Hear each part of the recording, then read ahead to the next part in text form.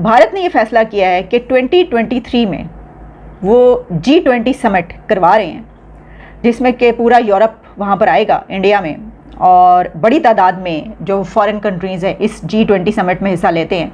ये first time है कि इंडिया G20 समिट करवा रहा है, लेकिन जो खबर है असल वो ये है कि G20 समिट की कुछ मीटिंग्स वो कश्मीर में भी कंडक्ट करेंगे। G20 अब वो कश्मीर में भी करवा रहे हैं। अब जनाब कमाल देखें, रॉयटर्स की खबर, रशिया के जो ऑयल टैंकर्स हैं वो इंडिया जा रहे हैं। सेफ्टी कवर किसका है? दुबई की कंपनी का। दुबई की कंपनीज जो हैं वो इंडिया तक रशिया के ऑयल टैंकर्स को पहुंचा रही हैं। तो एक इंडिया के हैं अडानी साहब, उन्होंने $7.7 बिलियन जो है वो दे दिए हैं सोशल यानी कामों के लिए। तो ऐसी मिसालें मौजूद हैं कि बिग सरमायादार जो हैं जिन्होंने यहीं पर अपनी फॉर्चून्स बनाई हैं, वो कौम की बेहतरी के लिए, आम आदमी की सहूलत के लिए सेक्रीफाइसेस करते हैं। ये मिसाल हमारे पड़ोसी मुल्क के अंदर मौजूद है। हम मुल्क के मसाइल की बात तो कर रहे हैं, लेकिन 1947 में हिंदुस्तान और हम एक ही दिन दो कंट्रीज बन गए। उसके बाद 1971 में बांग्लादेश बना। सर वो लोग आज मतलब हिंदुस्तान को जब हम देखते हैं तो उनके ताल्लुकात अरब दुनिया के साथ, अमेरिका के साथ, पता नहीं कहाँ कहाँ, और बड़ा एक रिस्पेक्ट है उन लोगों की, उनकी हुकूमतों की, उनके कंट्री की, इवन बांग्लादेश की। लेकिन सर हमने जो इज्जत थी भी हमारी 90s के बाद या 2000 के बाद, वो भी हमने खो दी है।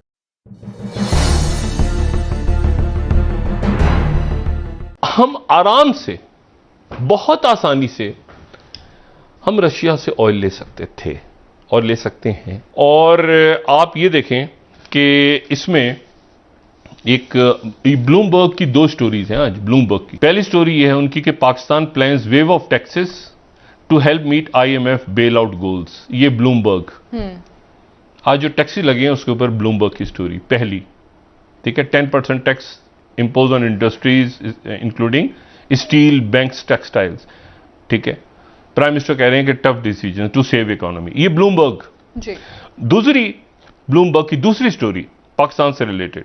पाकिस्तान अब माशी तौर पे बैनुल अक़वामी जराइद में ऊपर जा रहा है। Pakistan faces deeper power crisis as LNG becomes too expensive. Tenders for July scrapped on high prices. जुलाई में आपके पास LNG का के टेंडर नहीं खुल रहे जुलाई के लिए। LNG का क्राइसिस पैदा होने वाला है, बिजली का, अगले महीने, ठीक है। Nation is already taking action to tackle wide spread blackouts. पहले ही ब्लैकआउट्स हैं, लेकिन जुलाई में चूंकि टेंडर नहीं खुले LNG के, ब्लूमबर्ग के मुताबिक, इसलिए जुलाई के महीने में बिजली का बड़ा बहरान मुल्क में पैदा होने वाला है। ठीक है, अकॉर्डिंग टू ब्लूमबर्ग।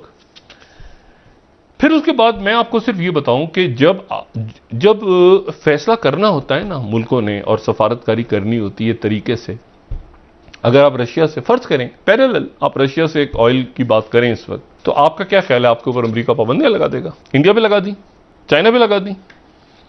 देखें, और कमाल की बात आप देखें, इंडिया जो है वो दो रास्ते प्लान कर रहा है। अभी एक रास्ते से आ रहा है एग्जिस्टिंग, और एक फ्यूचर में आ रहा है। लेकिन जो इंटरेस्टिंग बात है वो क्या है कि आप देखें, कमाल की बात कि आप अगर पाकिस्तान अगर चाहे तो वो ऑयल के लिए उसको मतलब बताएं कि रशिया से ऑयल कैसे आएगा, कौन से टैंकर्स लाएंगे, कैसे होगा, क्या मतलब हमारा क्या ताल्लुक, हमारे पास तो कभी रशिया से ऑयल ही नहीं आया, कभी ऐसा हुआ है रिफाइनरी नहीं हुई।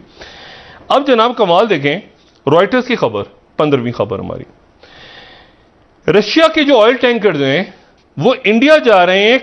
सेफ्टी कवर किसका है? दुबई की कंपनी का। दुबई की कंपनीज जो हैं वो इंडिया तक रशिया के ऑयल टैंकर्स को पहुंचा रही हैं।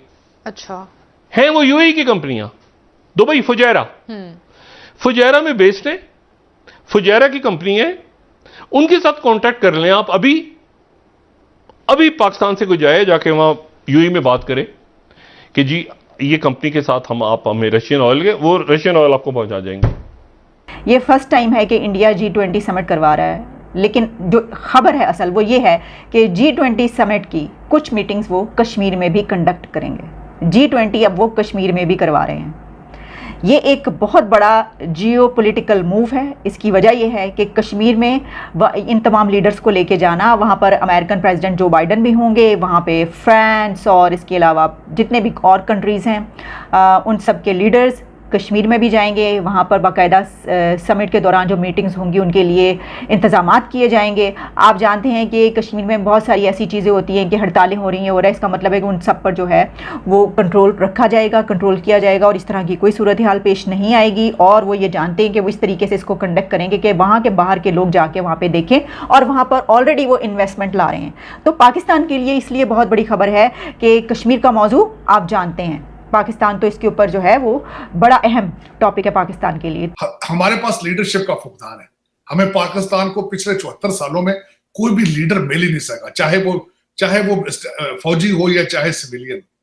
किसी ने आज तक पाकिस्तान का हाथ पकड़ा ही नहीं है कि आओ मैं आपकी तकदीर बदलूं। उन सबकी डेस्टिनेशन लंदन नहीं है, सबकी डेस्टिनेशन अफसोस के साथ, अफसोस के साथ।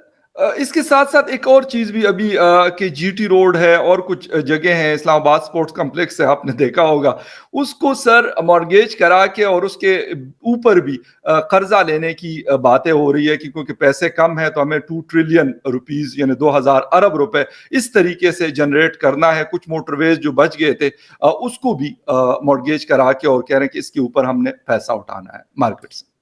देखें, अगर अच्छा तो ये होता कि मिफ्ता इस्माइल साहब अगर जो $2.5 बिलियन चाइना से ले रहे हैं उसकी टर्म्स भी बताते, कौन बताते, इंटरेस्ट रेट क्या है।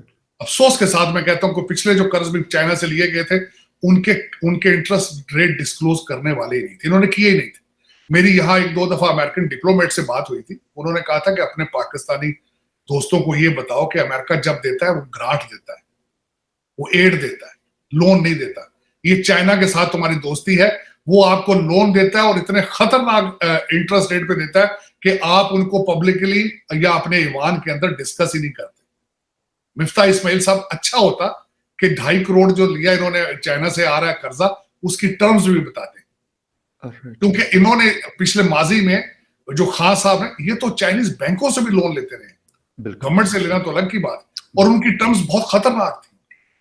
लेकिन वो क्या कहा, एक भी नया प्रोजेक्ट खान साहब बता दें, एक भी नई ईंट लगाई हो पाकिस्तान के अंदर। और मैं अभी तो एहतसाब का सिलसिला शुरू ही नहीं हुआ क्योंकि अभी तो हालात ही पाकिस्तान के नहीं है, लेकिन ऐसे ऐसे इनके आसपास जो लोग थे जिनकी दाढ़ी मूछे नहीं है, अरबों में वो पाकिस्तान को धोखा टीका लगा के निकले, अरबों का। पहले करप्शन करोड़ों में होती थी, अब अरबों में हुई है। मैंने जिस तरह बताया आपको कि 3 शहरों में मैंने घूम के देखा है, कराची, लाहौर, इस्लामाबाद, आपका 500 का 1000 रुपए का लीटर भी हो जाए तो V8 वालों के माथे में बली को नहीं, वो कहा घरों में उन्होंने पैसे रखे, वो सारे पीटीआई के लोग। इन्होंने करप्शन के सारे रिकॉर्ड तोड़ दिए, सारे रिकॉर्ड तोड़ दिए। कर्जे देखते हो सही, खान साहब को क्वेश्चन, अब मैं अगली मिसाल देता हूं आप जी। हमारे मजहबी पेशवा की हालत ये है कि अगले दिन रावलपिंडी में इनके अपने पीटीआई के कारकुन ने सवाल सिर्फ एक किया है, तो जब उठ के गए हैं बाद में पीटीआई के कारकुनों ने मारा उसको कि तुमने सवाल क्यों किया। वो इतना बड़ा मजहबी पेशवा बन चुका है कि लोग कहते हैं उसके सामने उसका अपनी पार्टी का कोई कारकुन सवाल भी ना करे। तो अगर ये सर्कमस्टांसेस चल रहे हैं तो फिर अल्लाह ही हाफिज है, दुआएं खैर की जा सकती है। हमारे जैसा बंदा फिर यहाँ वाशिंगटन डीसी में बैठ के दुआ खैर कर सकता है, वरना हालात तो मौजूद ही नहीं।